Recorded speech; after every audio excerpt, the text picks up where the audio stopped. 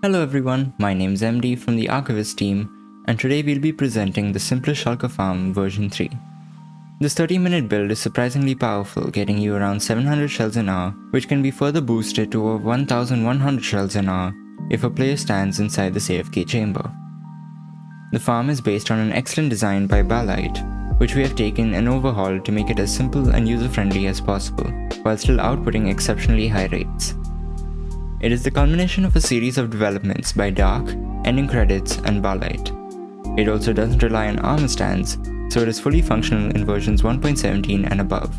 Though as always, make sure to check the video description for any updates and changes that may have occurred since this video was released.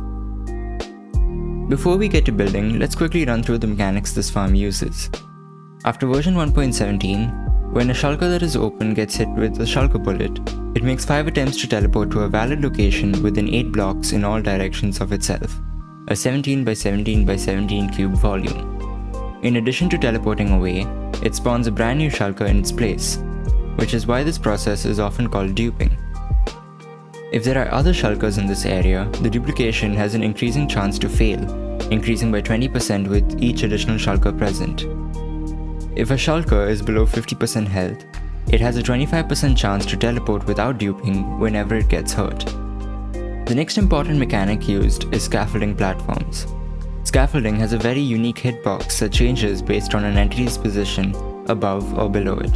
To an entity, in this case a shulker, that is below the level of scaffolding, it looks like there's nothing there, effectively air. But to an entity at the same level or above the scaffolding, it becomes a solid surface. If we build a layer of scaffolding with a gap and roof above, from below the shulker sees the spot below the roof as a valid spot to teleport to. However, after it has teleported there, the top of the scaffolding appears as a solid surface, invalidating the location, as the shulker needs space to open, which forces the shulker to attempt to teleport away. This is incredibly useful for shulker farms, since shulkers can easily be moved up and out of range of the new shulker. Another key mechanic this farm uses is the boat ejection. Boats which are partially underwater will pick up passengers but instantly eject them. Duplicated shulkers always face north, and so will try to eject to the north, ending up in one of the 2 holding areas from where they are unable to escape due to some scaffolding magic. Eventually, once 24 shulkers are present, entity cramming will kick in, causing some of the shulkers to die, and their drops are collected into the hoppers and shot from the dropper to the bottom of the farm. As a bonus, social aggro will cause these shulkers to target the golem in the chamber below, causing them to shoot additional shulker bullets and supercharge the farm. In the event a shulker fails to duplicate and either teleports away or dies, another shulker has to take its place.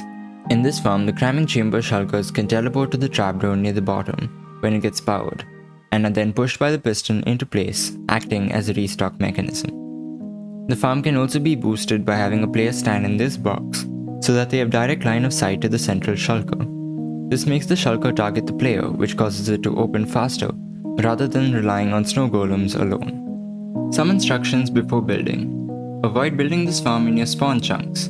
The shulkers in the farm will take a significant space in the mob cap and slow down your other farms unless unloaded. The farm is directional and won't work in any other rotation than the one shown. You cannot build it in hot biomes like the nether, savannas, deserts, and badlands, since the snow golems will not survive. That's all from me, now on with the build tutorial.